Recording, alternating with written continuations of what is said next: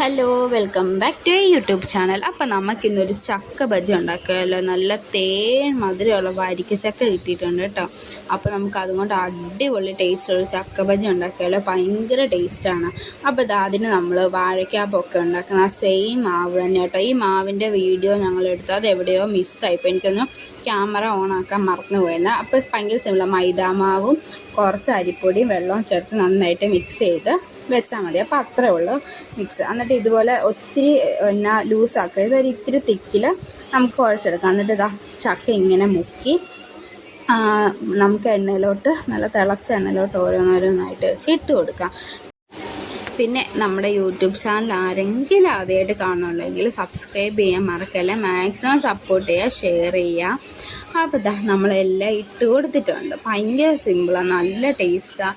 ഒരു തവണയൊക്കെ ചക്കയൊക്കെ കിട്ടുമ്പോൾ ഇങ്ങനെ ചെയ്ത് നോക്കണം. ഇപ്പോൾ ആണെങ്കിൽ ഫുൾ ചക്ക സീസണാണ്, എവിടെ നോക്കിയാലും നമുക്ക് ചക്കയാണ്. അപ്പോൾ ഇതൊന്ന് ട്രൈ ചെയ്ത് നോക്കണം. ഒരു സൈഡും റെഡി ആയിട്ടുണ്ട്, തിരിച്ചിട്ട് കൊടുക്കുക. അപ്പോൾ ഇതൊന്ന് ഒട്ടിപ്പിടിക്കുന്നുണ്ട് ചെറുതായിട്ട്, അത് വേറൊന്നുമല്ല കേട്ടോ, ഈ ചട്ടിയുടെയാണ്. അപ്പോൾ നമ്മളെല്ലാം തിരിച്ച് മറിച്ചൊക്കെ ഇട്ട് കൊടുക്കാം. പിന്നെ ഇത് ഒത്തിരി ഓവറായിട്ട് നല്ല മൊരിഞ്ഞ് വരത്തില്ല കേട്ടോ, ജസ്റ്റ് ഒരിത് മാത്രമേ ഉള്ളൂ. മൊരിഞ്ഞ് വരും, പക്ഷേ ഇങ്ങനെ കറുമുറാന്നിരിക്കത്തില്ല. പക്ഷേ അടിപൊളി ടേസ്റ്റ് കേട്ടോ. ഈ പഴംപൊരിനേക്കൈനും അടിപൊളി ടേസ്റ്റാണ് ഇത് കഴിക്കാൻ വേണ്ടി. ഒരു മസ്റ്റ് ട്രൈ തന്നെ. ഇതുവരെ ആരും ട്രൈ ചെയ്തിട്ടില്ലെങ്കിൽ ഉറപ്പായിട്ടും ട്രൈ ചെയ്ത് നോക്കണം. അതുപോലെ ലൈറ്റാണ് കേട്ടോ. അപ്പോൾ ഞാൻ തിരിച്ചിട്ട് കൊടുത്തിട്ടുണ്ട്. ഇനിയിപ്പോൾ അപ്പുറത്തെ സൈഡും കൂടി ഒന്ന് സെറ്റായി വരട്ടെ. അപ്പോൾ ഈ സൈഡും ഏകദേശമൊക്കെ ഒന്ന് സെറ്റായി വന്നിട്ടുണ്ടെങ്കിൽ നമുക്ക് ഓരോന്നോരോന്ന് വെച്ച് കോരി മാറ്റാം. എല്ലാവരും ട്രൈ ചെയ്യണം കേട്ടോ. ഇത് ചക്ക കിട്ടുമ്പോൾ അത്രയ്ക്ക് ടേസ്റ്റ് എന്ന് വെച്ചാൽ വേറെ ലെവൽ സാധനം കേട്ടോ. അടിപൊളിയാണ്. ചക്കയൊക്കെ നല്ല വലിഞ്ഞ് വരും. ഞാൻ പറഞ്ഞില്ലേ, പിന്നെ കൂഴച്ചക്കയല്ല, വരിക്കച്ചക്ക തന്നെയാണ്. പക്ഷേ ഇത് വെന്ത് വരുമ്പോൾ നല്ല വലിഞ്ഞ് വരും. അങ്ങനെ അത് കഴിക്കാൻ വേണ്ടി അടിപൊളിയാണ്, മസ്റ്റാണ്.